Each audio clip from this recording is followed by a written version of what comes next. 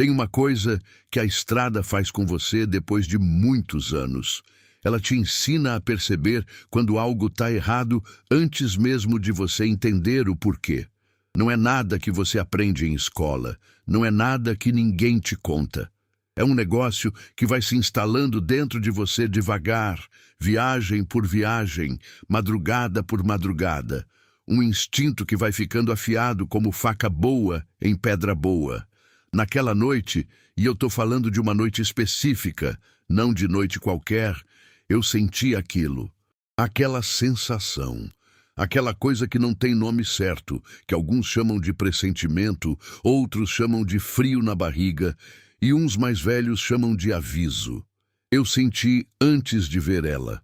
Antes dos faróis pegarem na figura dela lá no meio da pista, antes de eu enxergar os braços levantados, antes de qualquer coisa que pudesse ser explicada com lógica, eu já sabia que aquela noite não ia ser uma noite comum. Tô contando isso faz um tempo já. Contei para minha mulher, contei para o seu Benedito, que é o dono do posto onde eu costumava abastecer, contei para o Gilson, que é meu cunhado e que sempre me olha com aquela cara de Valdomiro bebeu de novo. Ninguém sabe bem o que pensar. Eu também não sei. Mas aconteceu. Isso eu tenho certeza. O resto eu deixo para você concluir. Meu nome é Valdomiro. Valdomiro Souza dos Anjos, se você quiser o nome completo. Mas na estrada todo mundo me chama de Valdo ou de Miro, dependendo de onde a pessoa me conheceu. Minha mãe me chamava de Valdinho até o dia que ela morreu, que foi há 11 anos já. E essa é uma dor que eu carrego quieto, mas carrego. Tenho 53 anos. Comecei a rodar com caminhão com 28, depois de passar alguns anos trabalhando em lavoura de cana no interior de São Paulo. Não era uma vida ruim, a da lavoura, mas não era minha vida. Eu sempre olhava para os caminhões que passavam na estrada perto da fazenda e sentia alguma coisa. Uma vontade, não exatamente de fuga, mas de movimento, de ver o que tinha do outro lado daquela linha de horizonte que eu via todo dia e que nunca mudava. A lavoura tem um ritmo que é bonito se você nasceu para ele. Acorda cedo, vai para o campo, trabalha com o corpo, a terra responde, o sol vai e vem, você volta para casa cansado e dorme fundo. É uma vida honesta. Conheço muita gente que prosperou nela e que não trocaria por nada. Mas tem gente que nasce com um negócio nos pés que não deixa sossegar. Um negócio que quer estrada, que quer distância, que quer acordar num lugar diferente do que dormiu. Eu era esse tipo de gente. Peguei minha carteira de caminhoneiro com sacrifício. Fiz curso num Senac de interior que ficava a 40 quilômetros de onde eu morava. Pegava carona ida e volta 3 vezes por semana por 3 meses. Juntei dinheiro fazendo hora extra na lavoura e ajudando um vizinho que tinha um pequeno serviço de transporte de mudança nos finais de semana. Passei no teste na 3ª tentativa. Porque na primeira eu travei numa manobra de marcha a ré num espaço apertado, e na segunda o examinador era um homem que claramente tinha acordado com o diabo naquele dia e reprovou metade da turma por motivos que ninguém entendeu. Na terceira, passei. Saí da sala do Detran com a carteira na mão e fiquei uns 3 minutos ali na calçada, parado, olhando para aquele documento. Foi uma das poucas vezes na minha vida que senti que conquistei alguma coisa por mérito puro. Comecei trabalhando como ajudante de um caminhoneiro mais velho chamado Osvaldo. Osvaldo Ferreira, natural de Franca, São Paulo. Homem de uns 55 anos naquela época, cabelo grisalho cortado curto, mãos de quem trabalhou a vida toda, uma calmaria no jeito de ser que eu nunca vi em mais ninguém. Ele me ensinou mais sobre estrada do que qualquer curso ensinaria. Foi o Osvaldo que me disse: Miro, na estrada você aprende que o maior perigo não é o outro motorista. O maior perigo é você mesmo quando o sono ataca. E ele não estava falando de cochilo de olho fechando. Estava falando de um estado mais traiçoeiro, onde você acha que está acordado, mas, na verdade, está num modo automático que é quase igual a sonhar. Quando você não se lembra dos últimos 5 quilômetros que você rodou, ele dizia. É hora de parar. Não importa o prazo, não importa o frete. Para, porque a estrada espera você descansar, mas a morte não espera. Foi o Osvaldo que me mostrou como ler a pista pelo comportamento do caminhão, como sentir no volante quando o asfalto está cedendo, como ouvir nos freios quando alguma coisa está fora do ponto. Coisas que livro nenhum ensina. Coisas que só a estrada ensina, através do erro e do quase erro e do susto, que te faz aprender com velocidade. O Osvaldo morreu de infarto numa parada de caminhão em Minas Gerais, num dia de terça-feira de setembro, sentado na cadeira do restaurante, esperando o feijão com costelinha que ele tinha pedido. Disse para a atendente que estava sentindo um cansaço diferente. A atendente foi buscar água. Quando voltou, ele tinha fechado os olhos e não acordou mais. Foi uma morte tranquila, pelo menos é o que eu me digo quando penso nisso. Porque ele não sofreu, não ficou sofrendo em cama de hospital, foi embora com a dignidade de quem passou a vida toda no movimento. Mas deixou um buraco em mim que demora a fechar quando eu me lembro. Depois de trabalhar com ele e com outros donos de caminhão por uns 6, 7 anos, juntei dinheiro e comprei meu primeiro caminhão próprio. Um Mercedes 1618, ano 91, cabine branca e carroceria aberta que eu mandei cobrir. Aquele caminhão eu batizei de Tobias, sem razão específica. O nome simplesmente veio na cabeça quando eu assinei o documento de transferência e nunca mais saiu. Tobias me levou muitos anos, muitos quilômetros, muitos fretes bons e alguns péssimos. Uma batida de traseiro numa lombada em Goiânia que custou 2 meses de trabalho para pagar o conserto. Uma longa amizade com um mecânico em Uberlândia que conhecia aquele motor melhor do que o próprio fabricante. Tobias se aposentou num ferro velho lá em Ribeirão Preto com 270 mil quilômetros rodados e com a dignidade intacta. Eu sei que é ridículo ter saudade de um caminhão. Tenho assim mesmo. Hoje rodo com um Volvo FH que comprei há 4 anos, seminovo, com 130 mil quilômetros já rodados pelo dono anterior que era uma empresa de logística. Esse não tem nome ainda. Tentei dar, mas nenhum nome colou. Minha filha, a Simone, sugeriu Ferreirinho porque é vermelho. Meu neto de 6 anos sugeriu Transformers, com uma seriedade que me fez quase aceitar. Mas nenhum dos dois serviu. Talvez esse caminhão não precise de nome.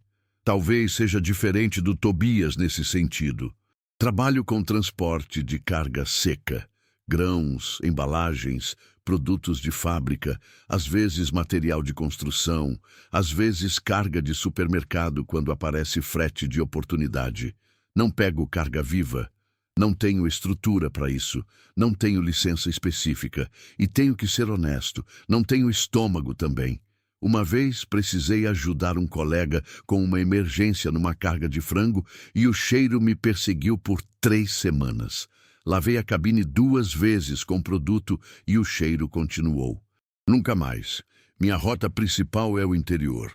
São Paulo, Mato Grosso do Sul, Minas Gerais, Goiás.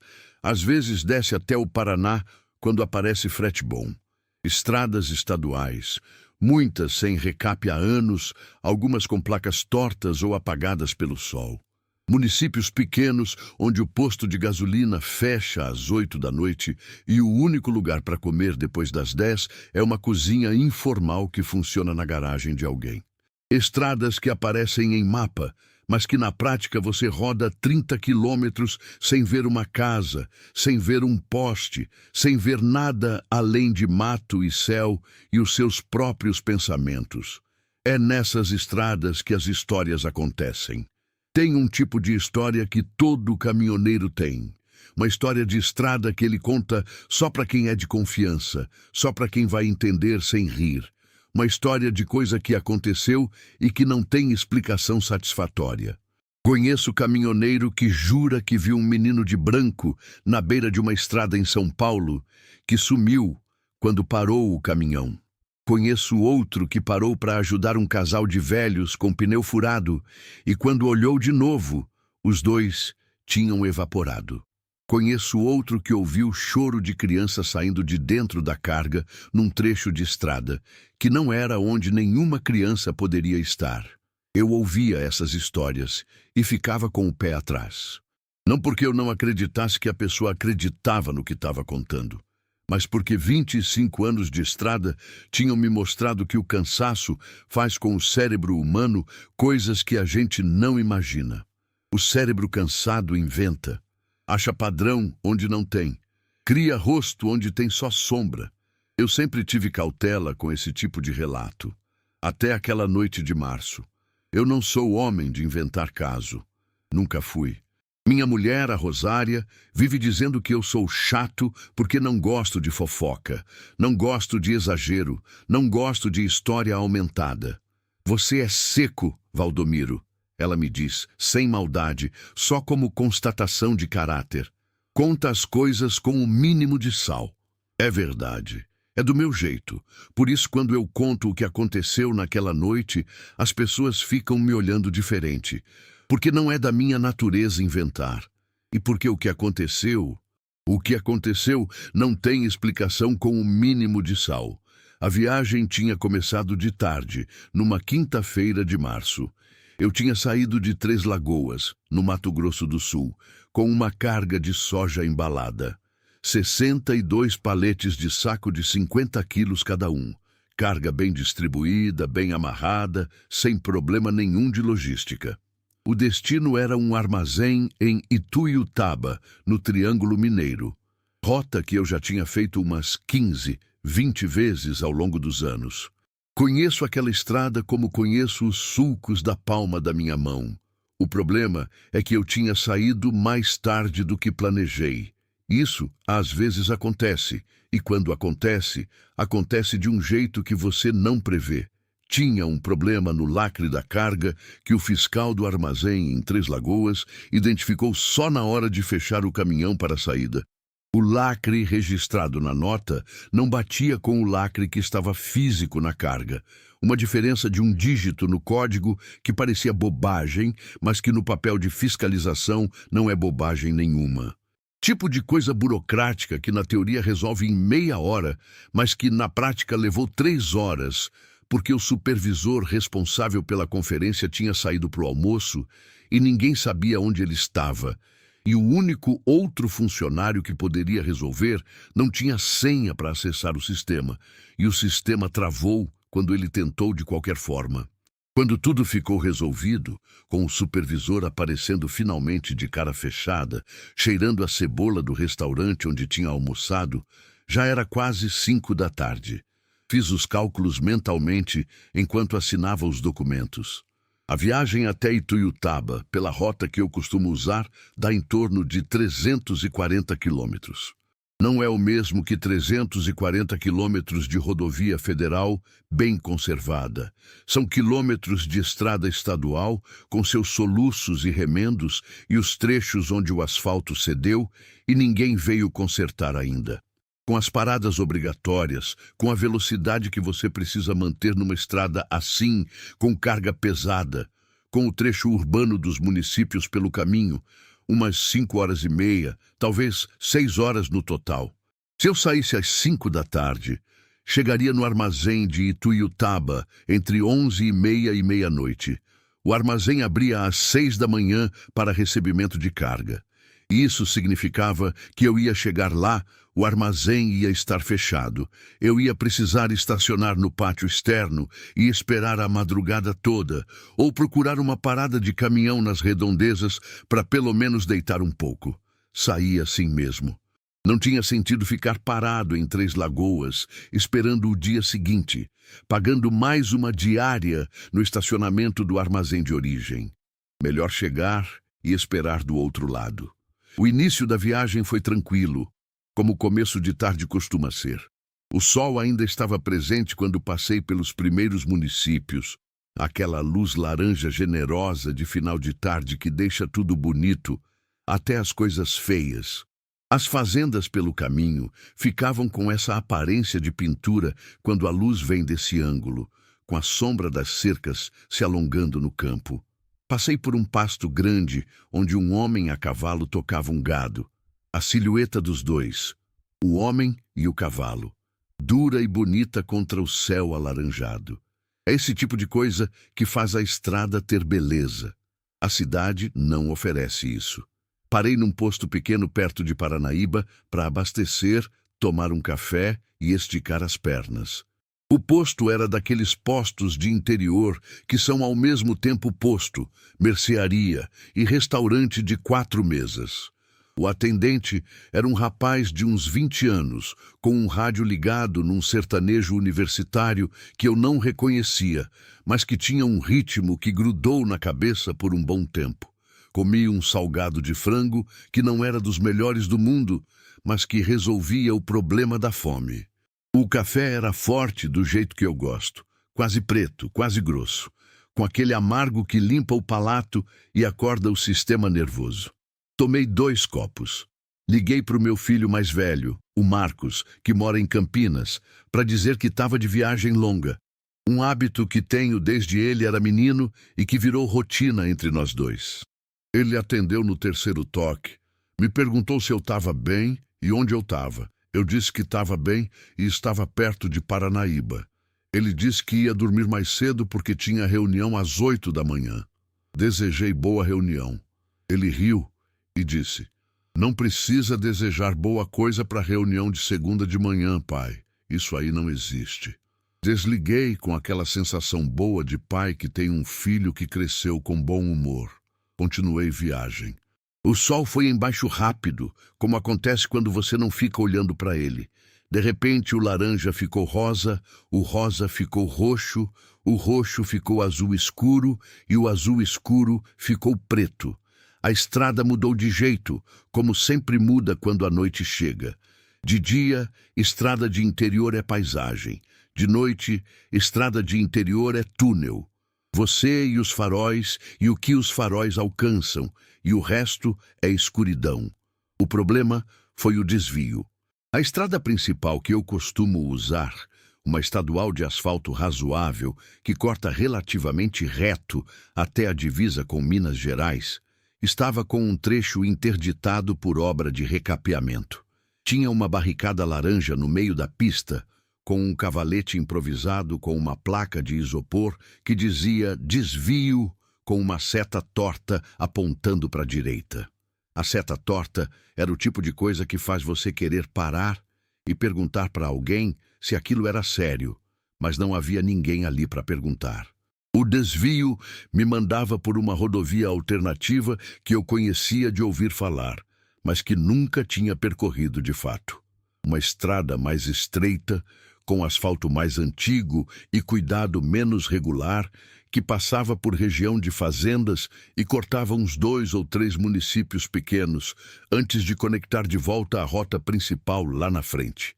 Um acréscimo de uns 30, 40 quilômetros e pelo menos mais 1 hora de viagem. Não gostei. Nunca gosto de desvio.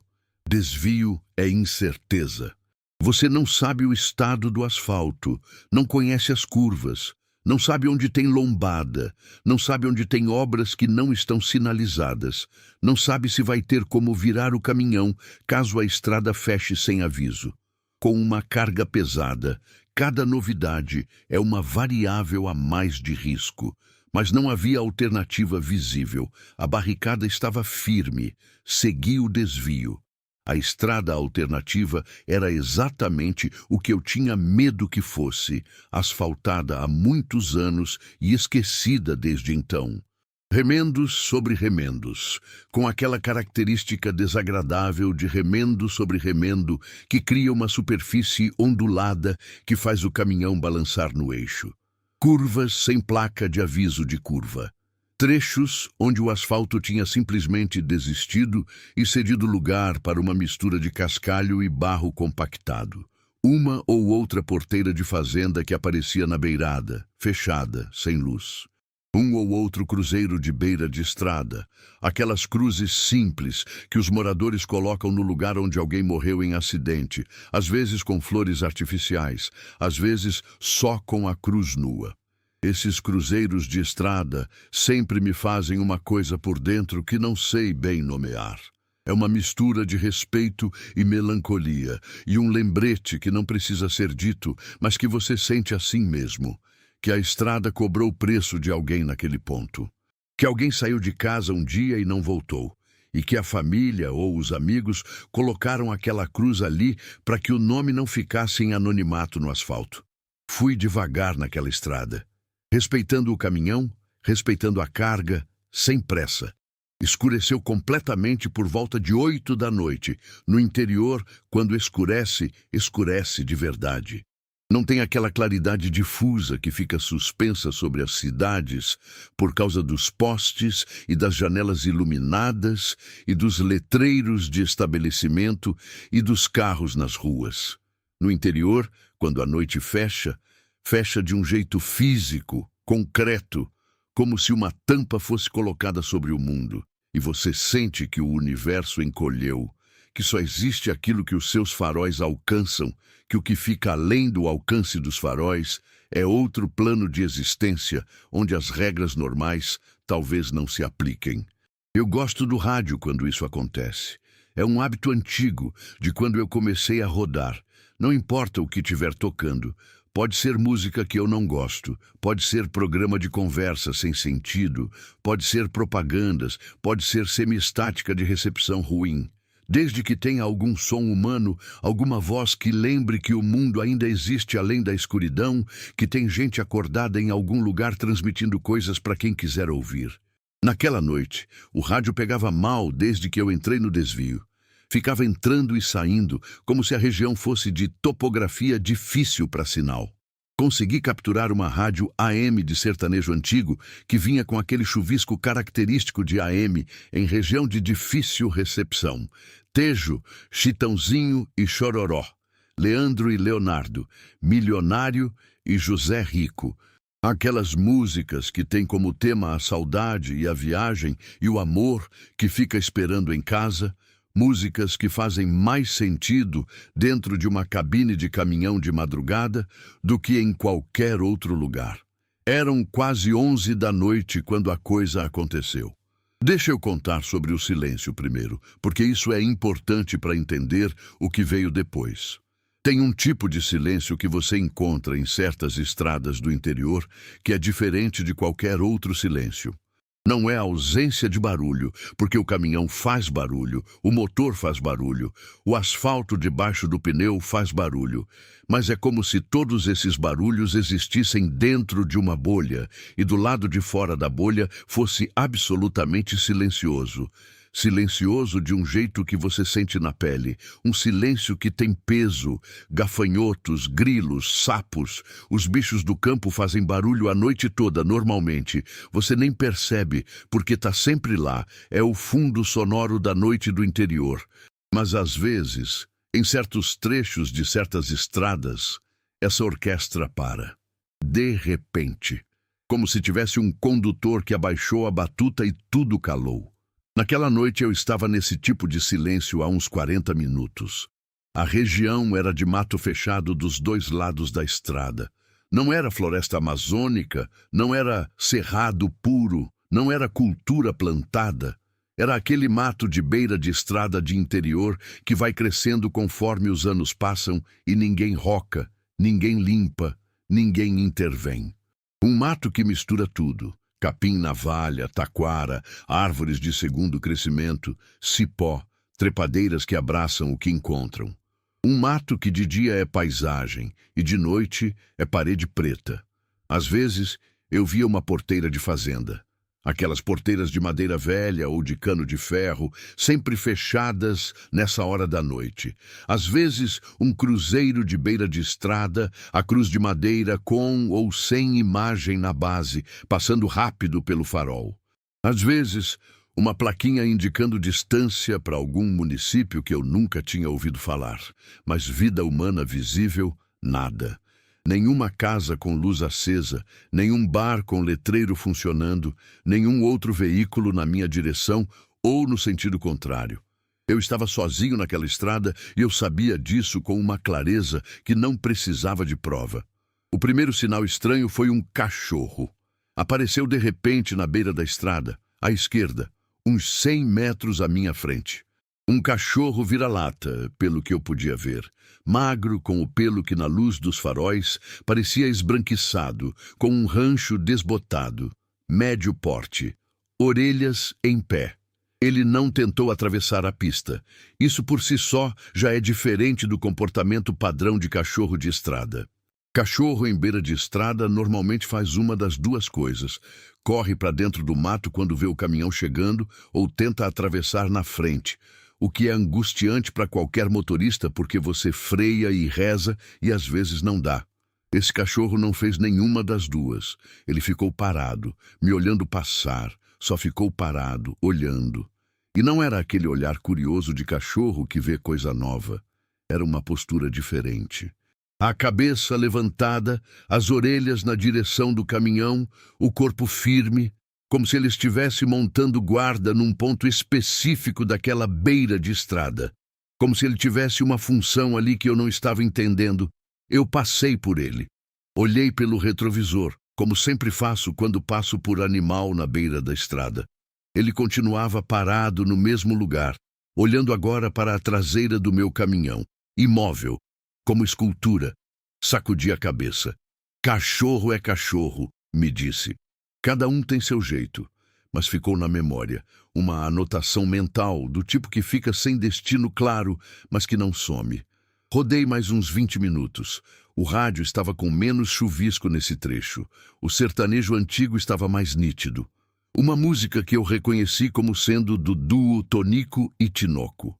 Dois irmãos caipiras, de uma época onde o sertanejo era feito de viola e de saudade de mãe, sem rodeio.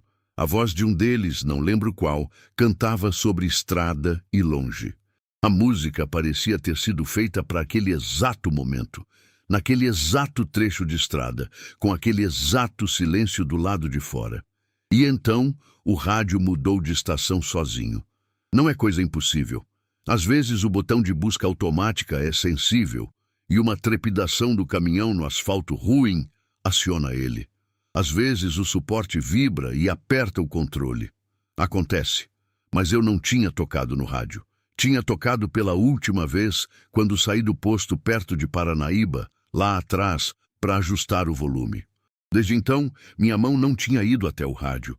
A estação que apareceu não tocava música. Era uma voz de mulher, idosa pelo timbre, rezando, um terço pelo ritmo cadenciado das respostas que ela mesma dava, no tom que certos católicos muito devotos têm quando rezam sozinhos e constroem as duas partes da reza, a intenção e a resposta, com a mesma voz. Santa Maria, Mãe de Deus, rogai por nós pecadores, agora e na hora de nossa morte. A voz estava nítida. Mais nítida do que qualquer coisa que o rádio tinha captado naquela região o tempo todo. Sem chuvisco, sem interferência. Limpa, clara, como se a rádio estivesse a 1 quilômetro de distância. Fiquei ouvindo por uns 15, 20 segundos. O tempo de 2 ou 3 Ave-Marias. Depois mudei de estação. Achei o sertanejo antigo novamente. Tonico e Tinoco tinham cedido lugar para outro cantor, outro som. A voz da mulher rezando ficou na minha cabeça. Não sei por quê. Ficou. Tentei não pensar nisso. Tentei focar na estrada, nas curvas que apareciam, nos remendos de asfalto que exigiam atenção. Mas a voz ficou lá no fundo, como fica uma melodia que você ouviu e não consegue mais tirar do pensamento. Foram mais uns 10, 15 minutos até a neblina aparecer. Ela tinha vindo sem que eu notasse, como neblina sempre faz. Neblina não aparece de repente, ela se instala. Primeiro você percebe que os faróis parecem ter ficado levemente menos potentes, como se a bateria tivesse cedido um pouco. Depois você percebe que as sombras do mato nas beiradas ficaram menos definidas, mais difusas. Depois você percebe que tem um véu no ar, uma umidade que não chega a ser garoa, mas que não é só ar seco. E então você entende: neblina. Essa não era espessa o suficiente para bloquear a visão de forma preocupante. Era do tipo que se chama de névoa leve, um véu que fica entre você e o mundo, que cria halos brancos ao redor dos pontos de luz, que deixa as coisas um pouco menos definidas nos contornos, que dá à estrada aquela aparência de sonho que certas estradas têm. Reduzi a velocidade. De 80 fui para 60, mais por precaução do que por necessidade. Numa estrada desconhecida, de noite, com névoa, com carga pesada. Precaução é gratuita e arrependimento é caro. Foi nesse estado, velocidade reduzida, nevoa leve, rádio com sertanejo antigo em chuvisco, silêncio pesado do lado de fora, que eu a vi. Ela estava no meio da pista, não na beira, no meio. No centro da faixa de rolamento, olhando na minha direção, com os braços levantados. Meu pé foi pro freio antes que meu cérebro processasse completamente o que meu olho estava vendo. É o treinamento. 20 anos de estrada ensinam o pé a frear quando aparece algo que não deveria estar ali. Senti o caminhão desacelerar, a carga se ajeitando levemente atrás, o motor protestando um pouco. Parei a uns 15 metros dela. Fiquei sentado por um segundo, só olhando. Ela era uma mulher. Aparentava uns 40 e poucos anos, talvez 50. Difícil calcular com precisão na luz dos faróis. Ela estava usando uma saia longa, escura, e uma blusa de manga comprida que parecia clara, quase branca. O cabelo era comprido e solto e estava úmido. Eu podia ver isso mesmo daquela distância, pelo jeito que ficava grudado na lateral do rosto e nos ombros. Ela estava descalça. Isso me pegou. Descalça, no asfalto, de madrugada. Olhei para o chão na extensão dos faróis, tentando ver o que tinha ali. Asfalto velho, pedra solta, nada que pudesse ser andado descalço sem dor. Desci o vidro. Senhora? A senhora está bem? Ela me olhou. Os olhos dela, na luz dos faróis, eram escuros. Ela não disse nada imediatamente. Ficou me olhando por um tempo que pareceu mais longo do que provavelmente foi. Posso subir? Ela perguntou. Voz calma. Não era voz de desespero. Não era voz de susto.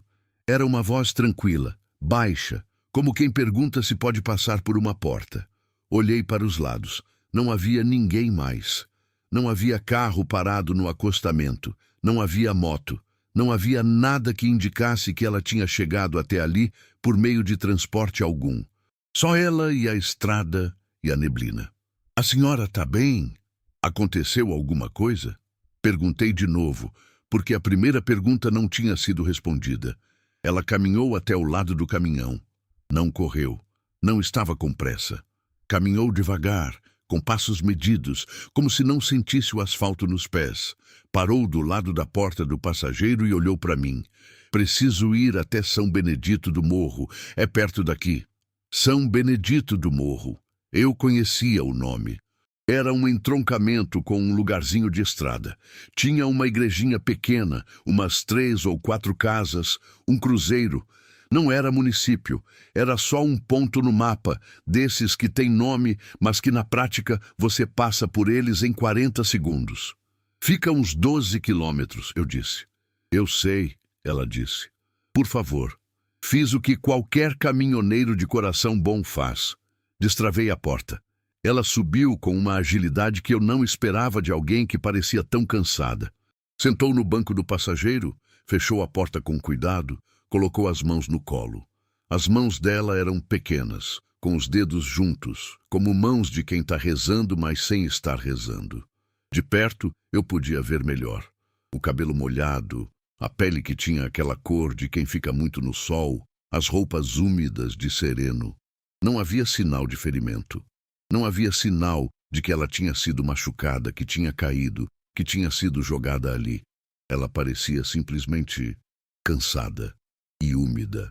A senhora foi pega pela chuva? Perguntei, colocando o caminhão em movimento. Faz tempo que não chove, ela disse. E era verdade. Eu mesmo tinha notado que o mês de março estava sendo seco naquela região. Não tinha chovido nos últimos dias, pelo menos não de forma expressiva.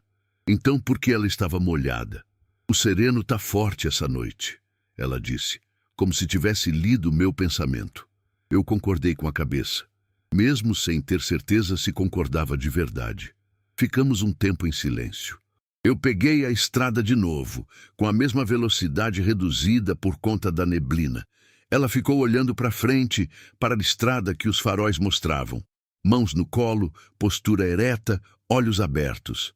Como que a senhora chegou até ali? Perguntei depois de uns 2 ou 3 minutos. Ela virou para me olhar, um olhar rápido, de lado. A pé, ela disse. A pé de onde? Ela ficou um momento sem responder. Depois disse, de longe. E nisso ela não mentiu. De longe. Mas que longe? De que direção? De qual fazenda? Nada disso, ela disse, e eu não pressionei porque não é meu estilo pressionar.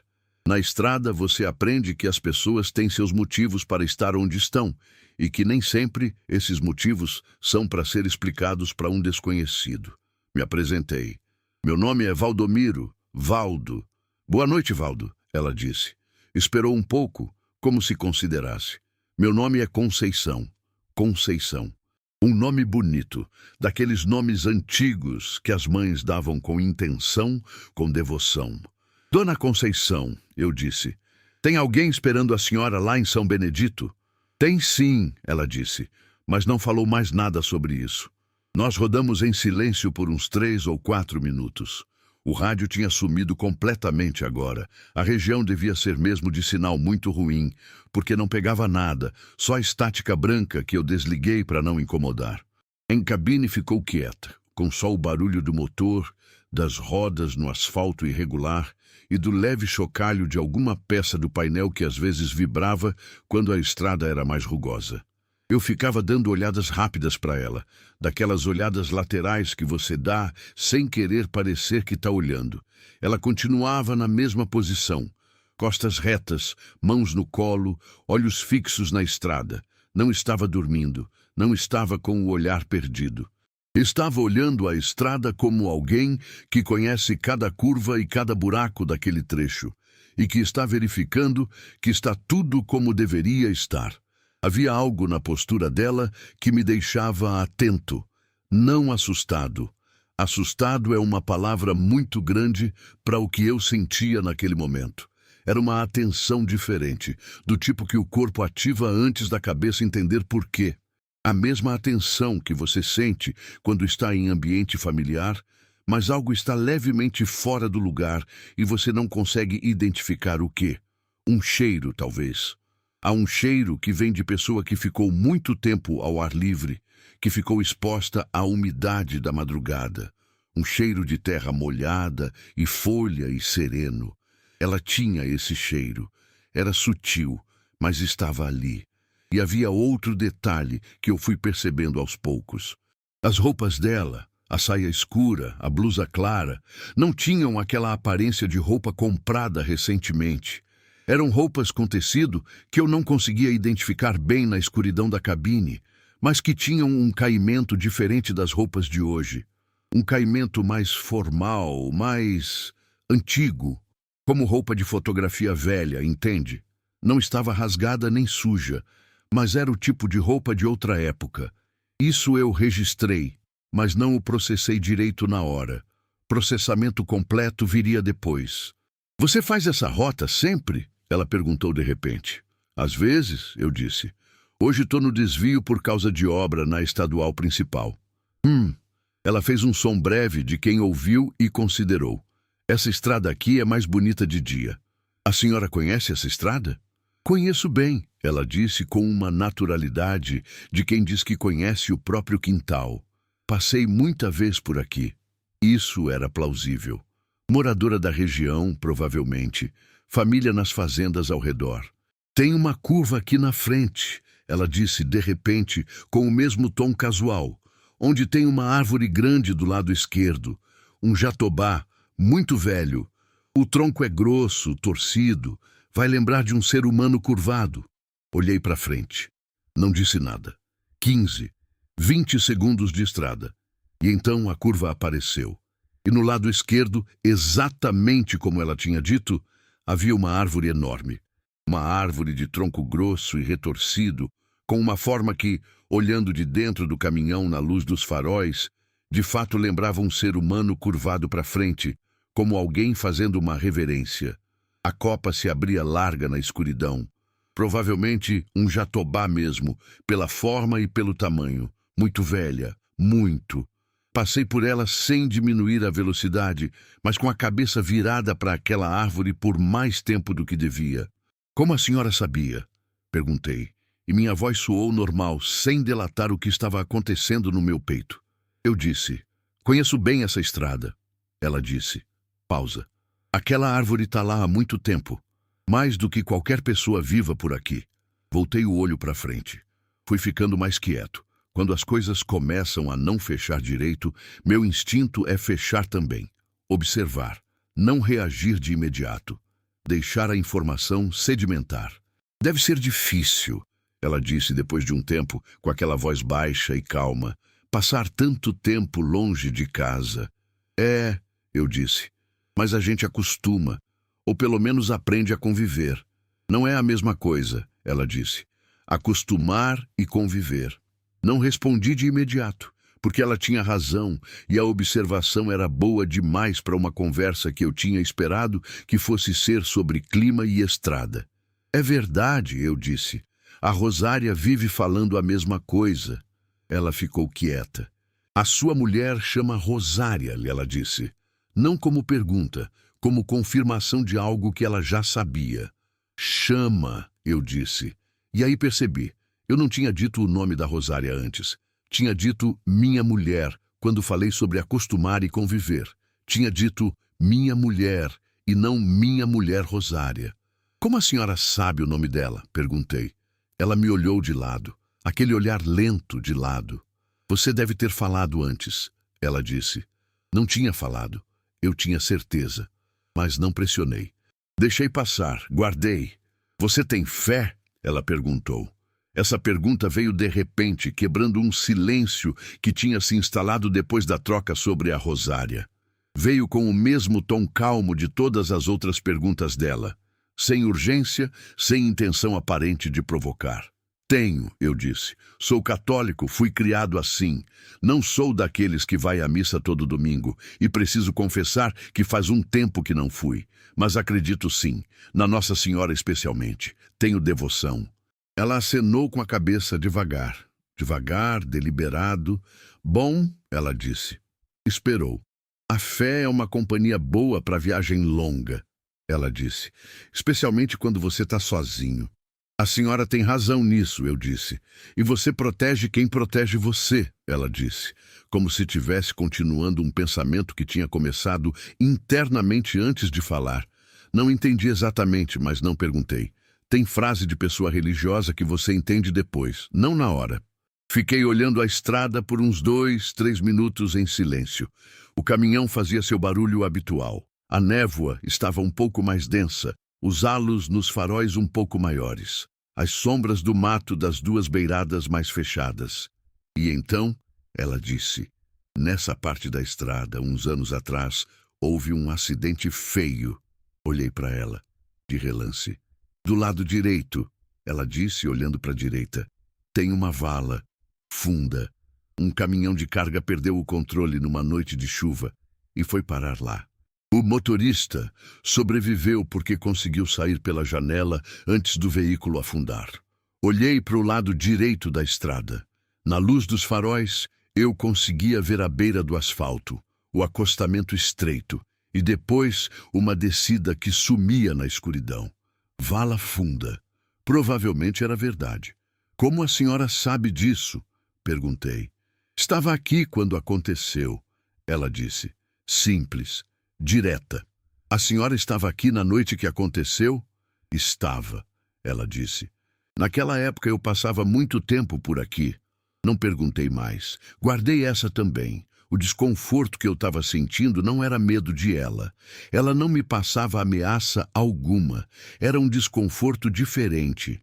O desconforto de quando você percebe que as regras da situação não são as regras que você esperava.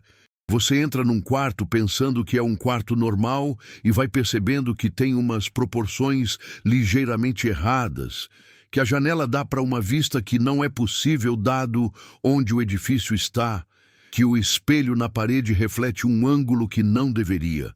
Não é terror, é desconcerto. Você ajudou muita gente na estrada ao longo dos anos? Ela perguntou.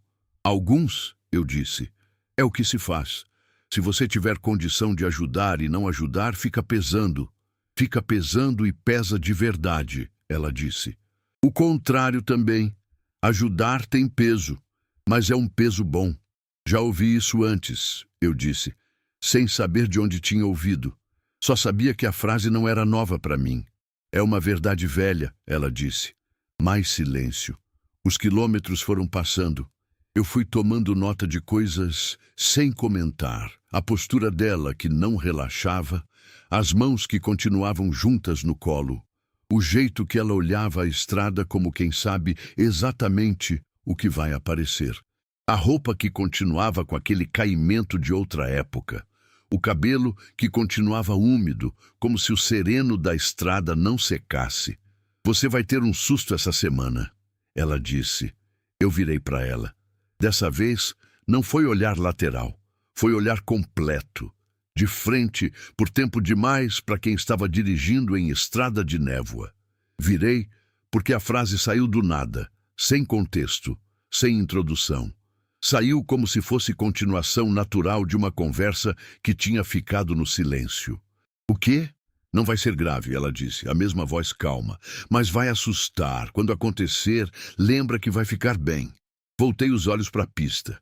O caminhão tinha desviado um pouco.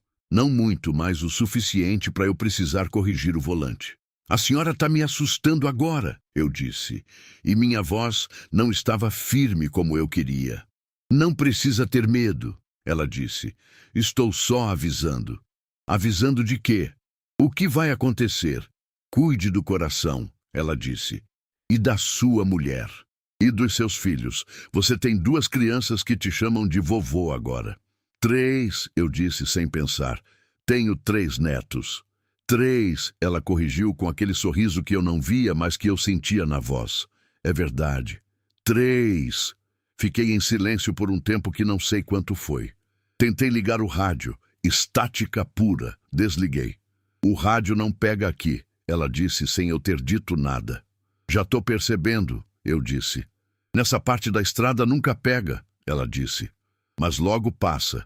Rodamos mais uns 2 quilômetros assim, em silêncio, com a névoa ficando mais espessa, com aquele desconforto meu aumentando, não por causa dela, mas por causa de mim mesmo, de perceber que eu não estava mais tão certo do que era real e do que não era, do que tinha acontecido de fato e do que eu estava construindo por causa do cansaço, porque o cansaço estava ali. Eu sabia que estava. Eram quase 11h30 da noite. Eu tinha começado a viagem na tarde. Eu tinha tido um dia cheio antes. O cansaço estava lá, esse inimigo silencioso que o Osvaldo tanto me alertava. Será que eu estava inventando parte disso? Será que parte do que ela disse eu tinha adicionado depois, sem perceber? Olhei para ela. Ela estava lá, real, com a umidade no cabelo e as mãos no colo e aquele caimento de roupa antigo, real. Eu tinha certeza. São Benedito fica logo ali, ela disse. Pode ir devagar. São Benedito do Morro apareceu como aparece. De repente, sem aviso prévio. Uma placa inclinada com o nome pintado em letras que o sol e a chuva tinham trabalhado por muitos anos, deixando desbotado, mas ainda legível. Depois, o cruzeiro de madeira na beira da estrada. Uma cruz simples, de madeira escura, com aparência de muito tempo, com uma imagem pequena na base que eu não consegui ver bem na velocidade que eu ia. Depois, a igrejinha.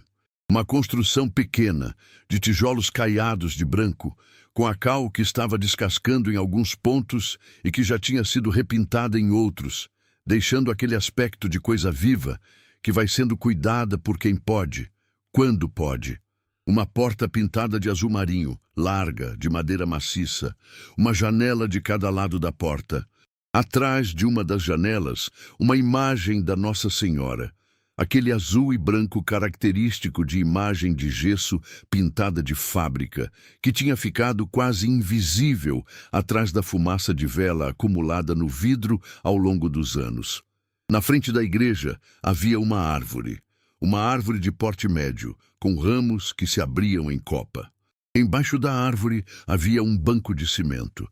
Aqueles bancos de cimento que às vezes aparecem embaixo de árvore de praça de município pequeno, feitos por mão de pedreiro, sem pretensão de arquitetura, mas com a intenção clara de que alguém se sentasse ali e descansasse.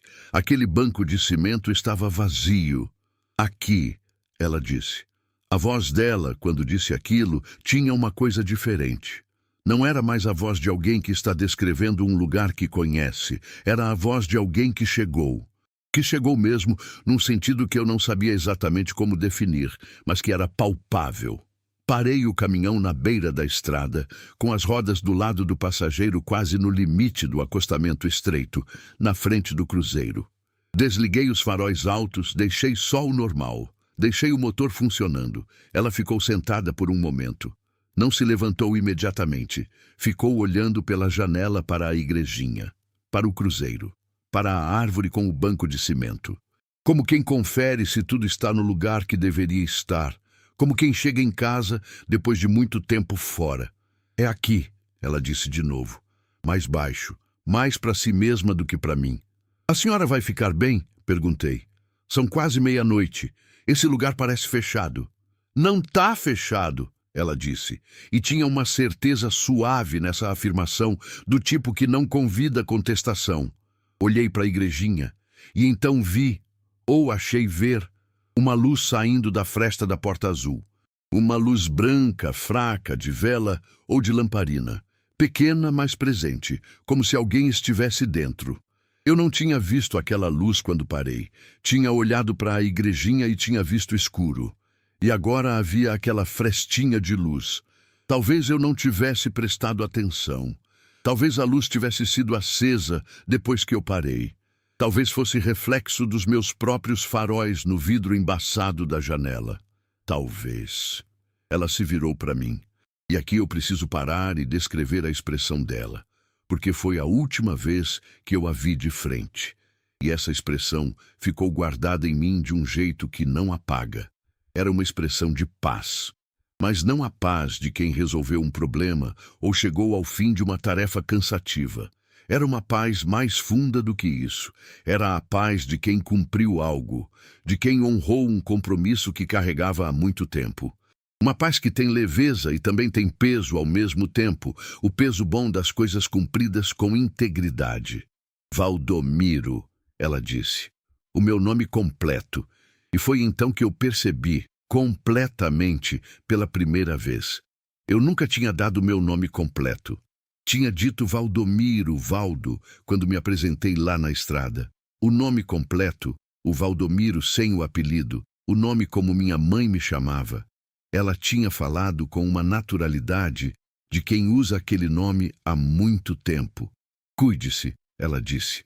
Você é um homem bom. Cuide-se da saúde, do coração e da sua mulher. A Rosária, eu disse automaticamente, sem pensar. Ela sorriu. Aquele mesmo sorriso tranquilo de antes. O sorriso que eu sentia mais do que via, porque a luz da cabine não era suficiente para iluminar bem o rosto dela naquele momento.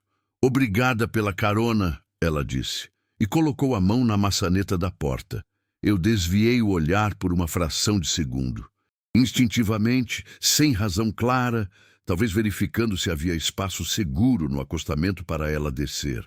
Meu olhar foi para a frente, para a estrada, por no máximo 2 segundos, talvez menos. Quando olhei de volta para o banco do passageiro, ela não estava lá. O banco estava vazio. Fiquei olhando para o banco por um tempo que minha mente não conseguia quantificar. Era um daqueles momentos em que o tempo fica estranho, nem devagar nem rápido, mas suspenso, como se o relógio tivesse parado de contar enquanto o seu cérebro tentava processar uma informação que não cabia nos moldes normais. Meu cérebro foi automaticamente em busca da explicação lógica. A explicação lógica era: ela desceu. Ela colocou a mão na maçaneta, abriu a porta, desceu, fechou a porta, foi embora. Simples. Isso é o que acontece quando uma passageira chega ao destino. Mas a porta do passageiro do meu Volvo tem uma dobradiça que faz um som específico quando abre. Não é um barulho alto, mas é um som característico, aquele som levemente metálico de dobradiça que tem anos de uso e que vibra de um jeito que você ouve de dentro da cabine com facilidade. Eu ouço esse som toda vez que a porta é aberta. Em 20 e poucos anos viajando nesse e em outros caminhões, o som de porta de caminhão abrindo virou um reflexo auditivo automático. Eu ouço e registro sem esforço consciente. Não tinha ouvido. A porta estava fechada. Olhei para o mecanismo da maçaneta interna. Estava na posição fechada, igual a como estava quando ela entrou. Não tinha sinal de que tinha sido manipulada. Abri minha porta e desci do caminhão num movimento rápido, mais rápido do que eu normalmente me movo. Fui para o lado do passageiro. A porta estava fechada. Passei a mão pela superfície dela, como se tocar pudesse confirmar algo. Fechada. Fui para a volta do caminhão. Olhei nos dois sentidos da estrada. A névoa estava mais espessa agora, visibilidade de uns 40, 50 metros. Além disso, escuridão branca de névoa.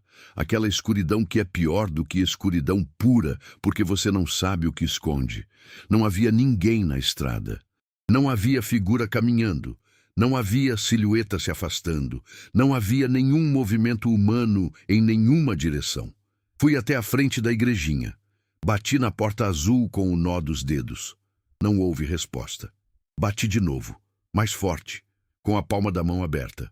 O som do baque foi alto no silêncio daquele lugar. Nada. Olhei pela fresta da porta. Não havia luz nenhuma. A frestinha que eu tinha achado ver antes, aquela luz de vela ou de lamparina, não estava mais lá. Ou nunca tinha estado. Fui para a janela. O vidro estava embaçado de uma névoa que vinha de dentro ou de fora, não dava para dizer.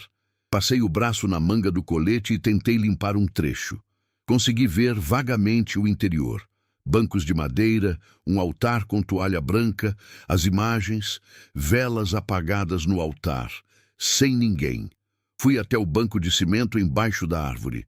Passei a mão na superfície fria do cimento, molhado de sereno, vazio. Nenhuma marca recente de sentar, nenhum calor residual de corpo. Fiquei parado embaixo da árvore por um tempo. Olhei para o cruzeiro, olhei para a estrada, olhei para o caminhão com as luzes acesas, o motor funcionando, o som constante e familiar do diesel, que era o único som de coisa viva em todo aquele lugar. O silêncio era absoluto de um jeito diferente do silêncio que eu tinha encontrado pelo caminho. Era um silêncio mais limpo. Como se o ar tivesse sido lavado, como se qualquer coisa que tivesse estado ali tivesse partido e levado consigo o peso que as coisas carregam. Voltei para o caminhão. Sentei no banco do motorista. Fechei a porta. Fiquei com as mãos no volante, motor ligado, por um tempo que provavelmente não foi mais do que 5 minutos, mas que pareceu muito mais. A cabeça ia e voltava nos mesmos pontos. Ela tinha entrado no caminhão. Isso eu tinha visto com meus próprios olhos. Ela tinha sentado no banco. O banco do passageiro estava com o leve amasso de alguém que tinha sentado. Ela tinha conversado comigo por 12 quilômetros. Eu me lembrava da conversa com uma nitidez que não era compatível com a alucinação de cansaço. Eu me lembrava do Jatobá, eu me lembrava de cada coisa que ela tinha dito. E ela tinha desaparecido sem abrir a porta. Não havia explicação para isso. Nenhuma explicação que coubesse nos moldes do mundo que eu conhecia. Então olhei para o banco do passageiro de novo e vi o terço. Estava no canto do banco, quase escondido pelo dobramento do protetor de banco que eu coloco sobre o assento.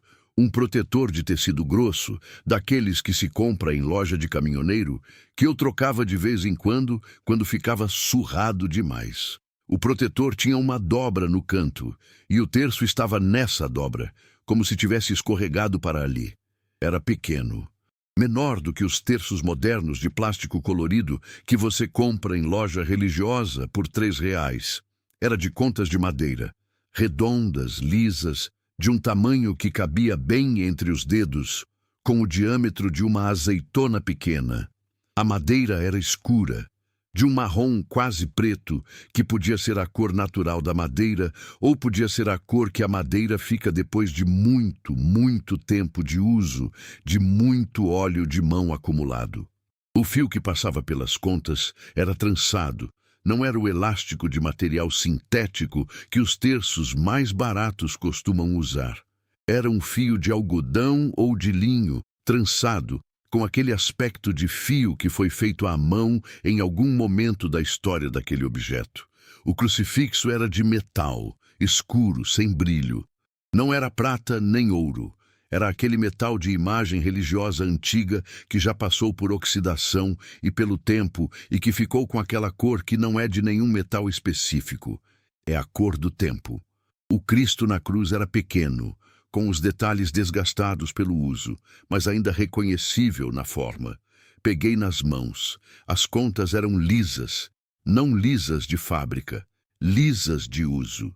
Lisas de muitas mãos que passaram pelos mesmos grânulos ao longo de muito tempo, cada passagem de dedo depositando uma camada microscópica de óleo da pele e de tato, até que a superfície ficou com aquela suavidade particular que a madeira muito usada tem. A suavidade de objeto que foi amado. Ficou ali na minha palma por um tempo longo, sólido, real, com peso, com cheiro. Tem um cheiro que certos objetos religiosos velhos têm. É difícil de descrever. É madeira, sim, mas também é algo mais. Algo que mistura a madeira com o incenso que o objeto absorveu ao longo de anos em altar ou em gaveta de oratório, e com o tempo que se deposita nas superfícies de coisas que têm história longa. É um cheiro calmo, um cheiro que, por algum mecanismo que eu não entendo, acalma. Fiquei cheirando aquele terço por um momento como se fosse a coisa mais normal do mundo. Depois, fui tentando pensar de forma lógica. De novo. Opção 1. Era dela e ela tinha deixado cair sem perceber. Problema, ela não saiu pela porta. A porta não tinha sido aberta. Não tinha como ela ter deixado cair ao sair.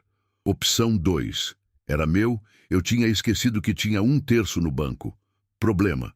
Eu não tenho terço no banco, nunca tive. Tenho o escapulário da minha mãe pendurado no retrovisor e a imagem do São Cristóvão colada no painel. Terço no banco, nunca. Opção 3. Estava lá antes e eu nunca tinha percebido. Problema. Eu limpo o interior do caminhão toda semana. Não toda semana com aspirador e produto, mas pelo menos com um pano por dentro e uma olhada nos bancos. Aquele terço não estava lá semana passada. Não estava lá ontem, quando eu coloquei minha bolsa de viagem no banco do passageiro. Não havia opção 4 que coubesse nas regras normais. Coloquei o terço no bolso do meu colete, no bolso de baixo, o bolso fechado com botão, onde eu guardo coisas que não quero perder. Fechei o botão.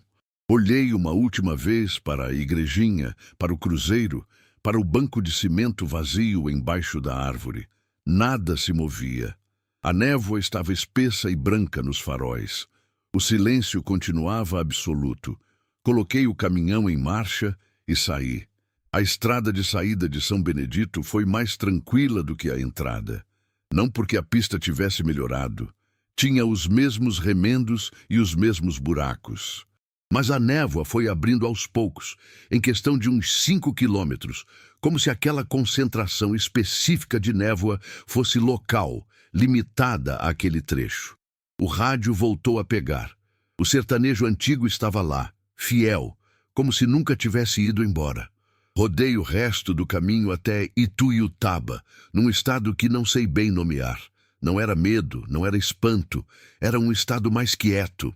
Como depois de alguma experiência que te deixa com a mente arrumada de um jeito diferente, como se as gavetas tivessem sido reorganizadas sem você ter pedido. Cheguei no armazém, perto da 1 da manhã. Estacionei no pátio externo, onde havia 2 outros caminhões dormindo com motoristas nas cabines. Desliguei o motor, desliguei as luzes. A cabine ficou escura. Fiquei sentado no escuro por uns minutos. Tirei o terço do bolso de novo, porque a mão foi até lá sozinha. Fiquei passando os dedos pelas contas no escuro. A lisura das contas de madeira antiga, o crucifixo de metal sem brilho. Coloquei o terço no porta-luvas. Deitei no beliche. Fechei os olhos. O sono não veio de imediato. A mente ficou trabalhando por um tempo, indo e voltando nos eventos daquela noite. O cachorro imóvel, a voz da mulher rezando no rádio, o jatobá que ela descreveu antes de aparecer, as coisas que ela sabia sem ter como saber, o banco vazio, a porta fechada e o aviso. Você vai ter um susto essa semana. Não vai ser grave, mas vai assustar. Fiquei pensando naquilo, tentando destrinchar que tipo de susto ela podia ter antecipado. Acidente? Problema com a carga? Problema mecânico no caminhão? Problema de saúde? Cuide do coração, ela tinha dito. Cuide do coração. Dormi, finalmente, perto das 3 da manhã. Um sono pesado, sem sonho que eu conseguisse lembrar depois. Naquela semana, na quinta-feira, 2 dias depois da viagem, enquanto eu aguardava a conferência de carga que tinha atrasado no armazém de Ituiutaba, precisei subir uma rampa de acesso ao galpão secundário. Não era uma rampa íngreme, não havia carga nas minhas mãos. Estava apenas com uma prancheta com papelada que precisava ser entregue ao conferente lá em cima. A dor veio na metade da subida. Uma dor aguda, no centro do peito, que irradiou pelo lado esquerdo. Veio sem aviso, num segundo, de um jeito que parou tudo dentro de mim. Parei no meio da rampa. Apoiei a mão na parede. Esperei. A dor ficou por uns 30 segundos, talvez menos, e foi embora. Mas deixou uma sensação de peso no peito e uma falta de ar que demorou mais. O gerente do armazém, o Dirceu, um homem gordo, bom, de voz alta, me viu parado e veio ver o que estava acontecendo. Expliquei o que tinha sentido. Ele não deixou espaço para discussão. Me levou no próprio carro até uma UPA que ficava a uns 6 quilômetros dali. O médico de plantão era uma mulher jovem, determinada, que não perdeu tempo com burocracia. Fez eletrocardiograma, colheu sangue, perguntou sobre histórico, sobre medicamento, sobre pressão arterial, sobre hábito de vida. O eletro mostrou uma alteração. Não era o padrão de infarto agudo, mas havia ali algo que ela chamou de alteração de repolarização ventricular, que precisava ser investigada com mais exames. O sangue voltou com marcadores cardíacos levemente elevados, não o suficiente para diagnóstico de infarto, mas o suficiente para preocupação. O senhor tem histórico de problema cardíaco? Ela perguntou com aquela objetividade de médica de pronto-socorro que já viu muita coisa. Não, eu disse. Pelo menos nenhum que eu saiba. Pressão alta? Pressão elevada, sim, tomo remédio controlado. Estresse crônico? Falta de sono regular? Alimentação desregrada? Fiz uma pausa. Sim para tudo isso. Ela me olhou. Não era um olhar de julgamento. Era um olhar de reconhecimento. Do tipo de olhar que médico dá quando o diagnóstico que ele suspeitava se confirma. O senhor precisa fazer um cardiologista com urgência, ela disse. Esses exames eu vou enviar com o senhor para o especialista. Mas eu já posso dizer, o senhor precisa de cuidado. Redução de estresse, sono regular, alimentação adequada e provavelmente ajuste na medicação de pressão. Fui dispensado com receita e encaminhamento. Dirceu me levou de volta ao armazém. No caminho, fiquei olhando pela janela do carro dele sem ver a paisagem. O que eu via era o rosto dela, o sorriso tranquilo, a expressão de paz que tinha quando se despediu. Cuide do coração. Ela tinha dito isso, literalmente. E eu tinha ficado pensando em sentido figurado. Não era sentido figurado. Fui para casa naquele dia, 2 dias antes do previsto. A Rosária abriu a porta antes de eu chegar à calçada, porque ouviu o caminhão entrando na rua e ficou me olhando com aquela leitura de mulher que me conhece há 30 anos. Aquela leitura que não precisa de palavras, que vê no jeito que você caminha e no jeito que você sustenta os ombros que alguma coisa aconteceu. O que foi? Ela perguntou. Contei. O episódio no armazém, o pronto-socorro, os exames, o encaminhamento. Ela ficou quieta por um momento, naquele silêncio específico dela que não é ausência de pensamento, mas processamento intenso. Eu estava com um pressentimento essa semana, ela disse finalmente. Não conseguia tirar da cabeça que algo ia acontecer com você.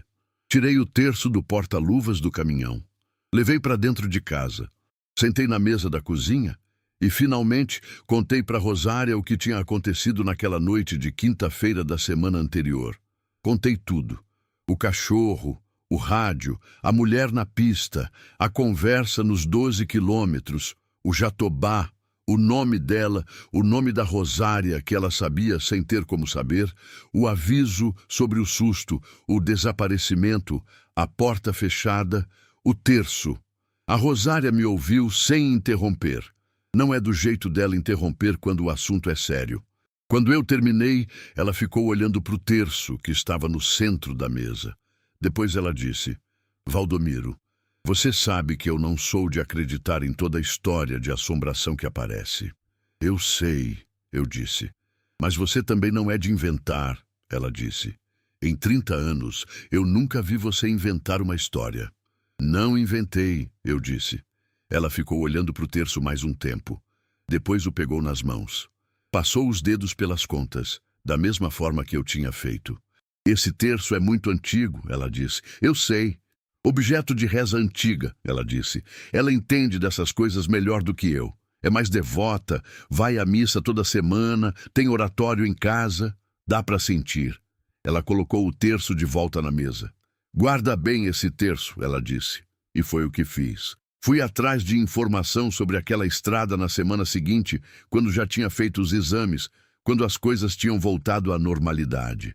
Não sei bem por que fui atrás de informação.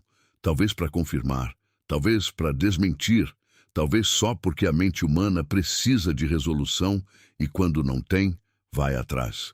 Falei com um despachante de Paranaíba que conhecia a região há muitos anos. Homem chamado Nilo, que tinha família em todos os municípios da região e conhecia histórias de todo lugar. Perguntei sobre São Benedito do Morro. Ele ficou quieto por um momento. Por que você está perguntando? Contei o que tinha acontecido. O básico, a mulher na estrada, a carona, o desaparecimento, o terço. Nilo me escutou sem interromper. Quando eu terminei, ele ficou em silêncio por um tempo. Tem uma história naquela área, ele disse devagar, como quem escolhe as palavras. Não sei quanto de verdade tem, mas muita gente velha por lá conta. Que história! Tinha uma mulher que morava próximo a São Benedito. Há muitos anos, talvez uns 50, 60 anos atrás. Mulher beata, devota, que praticamente vivia na igrejinha. Ela tinha fama de ajudar os viajantes que passavam pela estrada. Dava água, dava comida, às vezes abrigava gente que precisava de pouso. Fiquei ouvindo. A história conta que ela morreu numa noite de março, que encontraram ela na manhã seguinte, sentada no banco embaixo da árvore em frente à igreja, como se tivesse dormido lá, os olhos fechados, as mãos cruzadas no colo. Senti um frio que não era do ar. E conta que, desde então, de vez em quando, em noites de neblina naquele trecho, viajantes param para ajudar uma mulher na estrada. E a mulher desaparece antes de chegar ao destino ou desaparece ao chegar. Ela desaparecia ao chegar, eu disse. Sim, Nilo disse. Diz a história que ela continua fazendo o que sempre fez, ajudando quem precisa de ajuda. Só que agora é ela que precisa da carona para chegar em casa. Silêncio. O nome dela, eu disse. A Senhora da História. Sabe o nome? Nilo pensou por um segundo. Acho que era Conceição, ele disse. Conceição de alguma coisa. Maria das Dores. Conceição ou Conceição Maria, não me lembro bem. Mas Conceição era o nome que eu ouvi. Faz uns 8 meses que isso aconteceu. Eu continuo na estrada. Continuo rodando o interior, continuo nas mesmas rotas mais ou menos, continuo nesse trabalho que escolhi com 28 anos e que, apesar de tudo e de todos os quilômetros que pesam no corpo, ainda é meu. Fiz os exames cardiológicos. 2 meses de idas e voltas ao especialista. Um cateterismo que deu resultado dentro do esperado. Ajuste de medicação, mudança de hábito. Reduzi o sal, o café excessivo, as jornadas de mais de 10 horas sem pausa. A Rosária comprou um aparelho de pressão daqueles digitais e agora monitora minha pressão toda vez que eu chego de viagem. Braço, ela fala, assim que eu entro pela porta. Estendo o braço. Ela coloca o aparelho. Anota o número num caderninho de capa dura que ela guarda na gaveta da cozinha. Uma caderneta já quase cheia de números e datas. Um registro da minha pressão ao longo dos meses.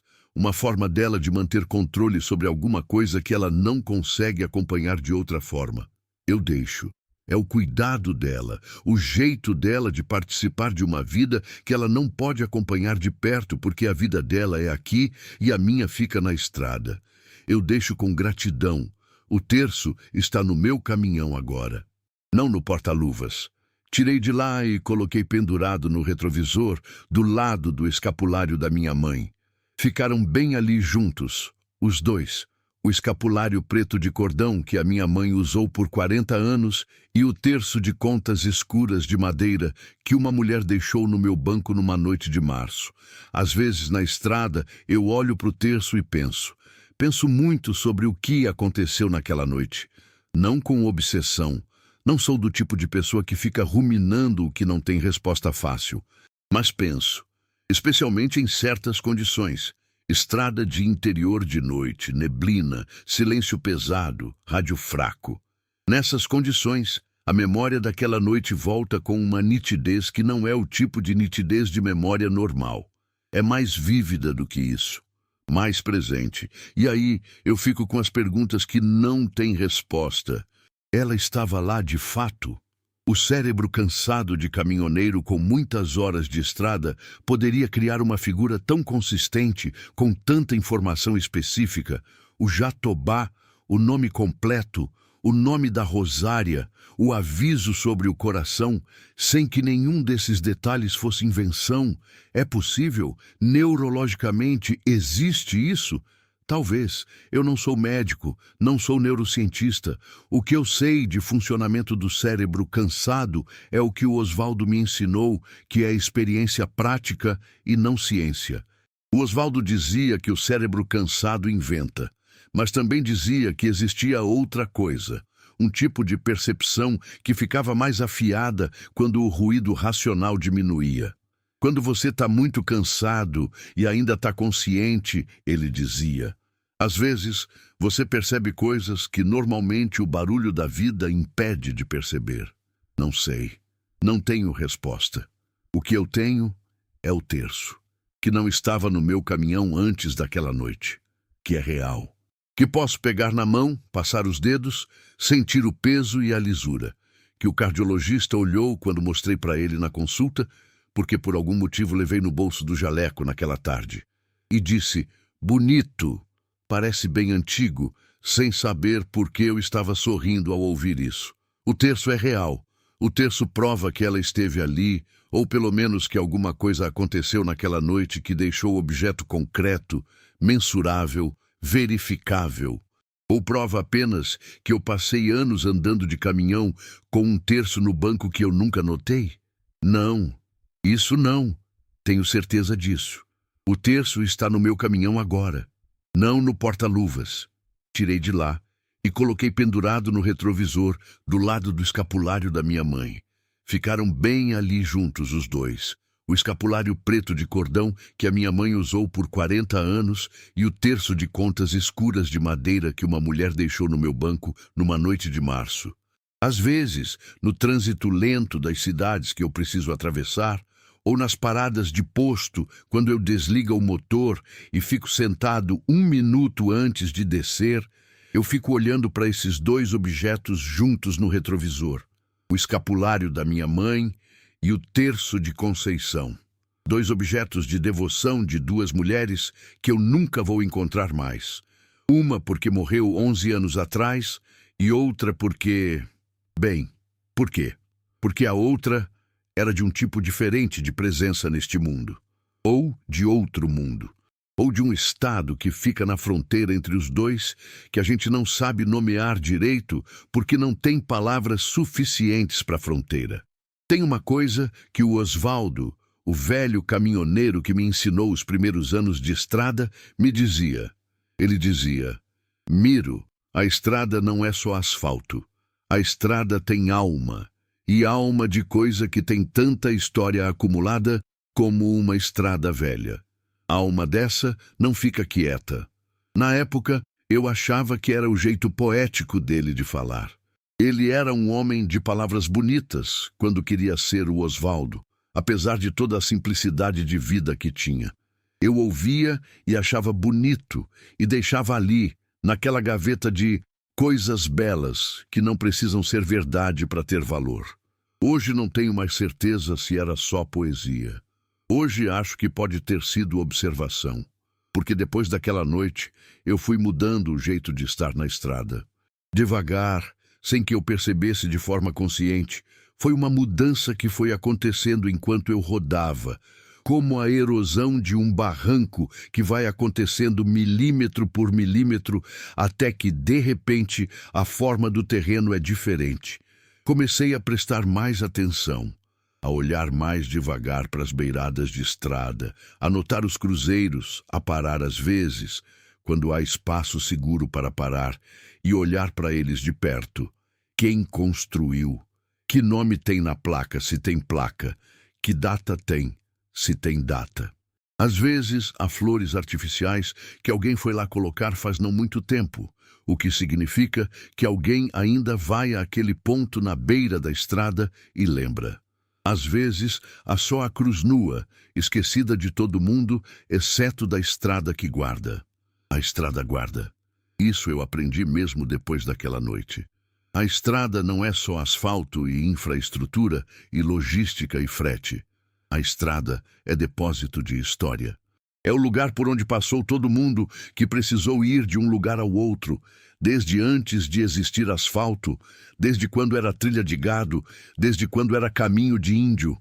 Todo esse movimento humano, toda essa necessidade humana de ir e de chegar, fica depositada no caminho de alguma forma que a gente não entende direito. E o que aconteceu no caminho, quem sabe, fica também. Não sei se a Conceição era uma alma no sentido que a religião define. Não sou teólogo, como já disse. Não sei onde ela se encaixa numa classificação de fenômenos espirituais. Se é alma, que cumpre missão. Se é manifestação de devoção que persiste. Se é proteção de espírito que continua fazendo o que sempre fez. Minha fé é prática, não é estudiosa. Acredito na Nossa Senhora com o mesmo tipo de fé com que acredito que o sol vai nascer. Não porque entendo a mecânica, mas porque a experiência confirma. O que eu sei, o que eu tenho como certeza prática, é o seguinte: uma mulher apareceu no meio de uma estrada estadual do interior de madrugada. Ela estava descalça e úmida de sereno e calma. Ela pediu carona para um lugar específico. Ela sabia coisas que não deveria saber. Ela avisou sobre algo que se verificou 2 dias depois. E ela desapareceu de dentro do meu caminhão fechado sem abrir a porta e deixou 1/3 de madeira escura no banco. Esses são os fatos. O que fazer com eles é escolha de cada um. Fui atrás de informação sobre aquela estrada na semana depois dos exames, quando as coisas tinham se arrumado um pouco e eu tinha espaço mental para pensar nisso com mais calma.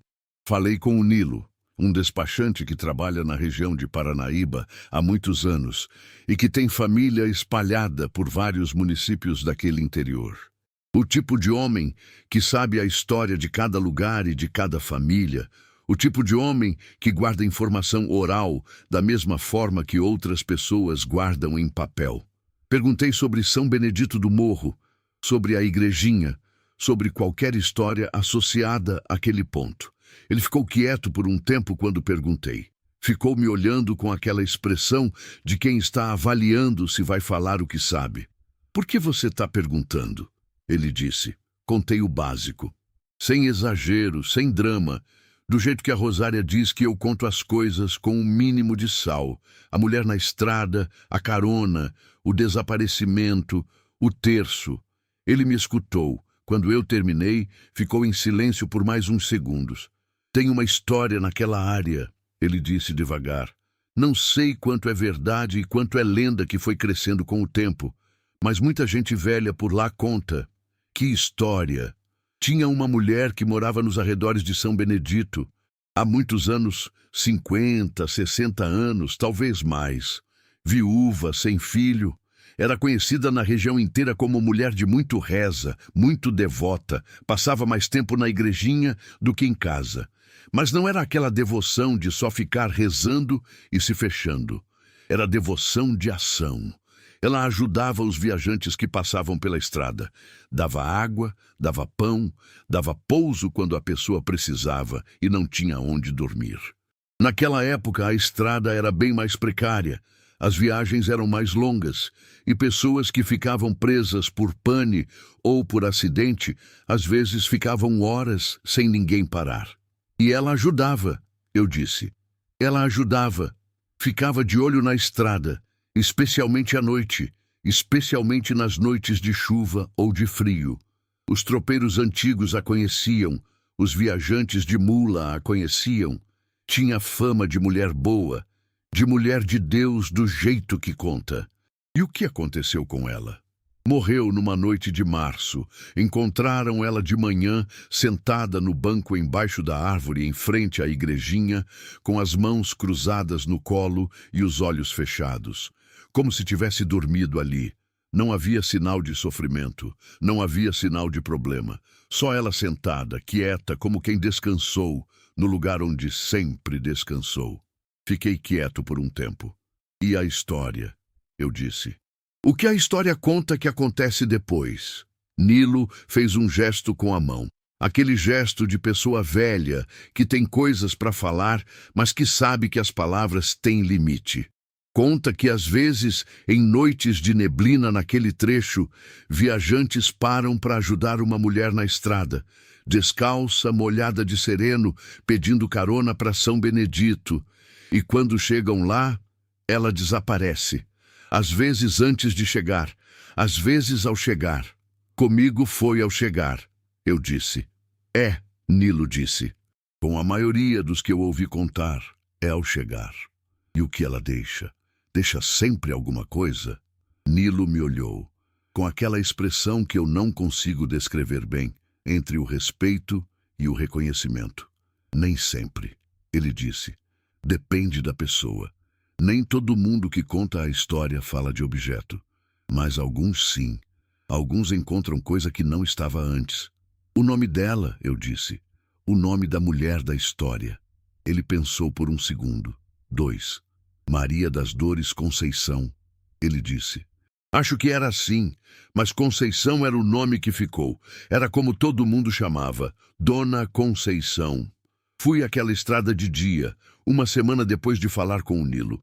Fiz questão de incluir São Benedito no meu percurso. Desviei alguns quilômetros da rota principal para chegar lá. Cheguei por volta das 2 da tarde, com sol alto, sem névoa, com a estrada visível nos dois lados. A igrejinha estava lá, porta azul aberta de par em par. A árvore com o banco de cimento embaixo, recebendo a sombra de tarde. O cruzeiro na beira da estrada. Desci do caminhão. Me aproximei do cruzeiro primeiro, olhei a imagem na base. Uma imagem pequena da Nossa Senhora, de gesso, coberta por um vidro que tinha rachado em um dos cantos e que havia sido colado com fita adesiva por alguém que se preocupou em preservar. Na base do cruzeiro, esculpido com algum instrumento, havia uma inscrição que o tempo tinha trabalhado, mas que ainda era legível com esforço, em memória dos viajantes que passaram e dos que ainda passam, sem nome, sem data. Entrei na igrejinha. Era pequena, fresca, com aquele frescor que igrejas de interior têm mesmo no calor, por causa das paredes grossas. 6 bancos de madeira. O altar simples com toalha branca bordada à mão, bordado antigo, daqueles que fazem à mão com paciência de quem não tem pressa. A imagem da Nossa Senhora, central. A imagem de São Benedito, o santo negro de um lado. Velas acesas no altar, não muitas, 3, 4, mas acesas. Alguém as tinha acendido recentemente. Havia um livro de visitas num suporte de madeira ao lado da porta. Um caderninho de capa de couro, velho, com uma caneta presa por um barbante de sisal.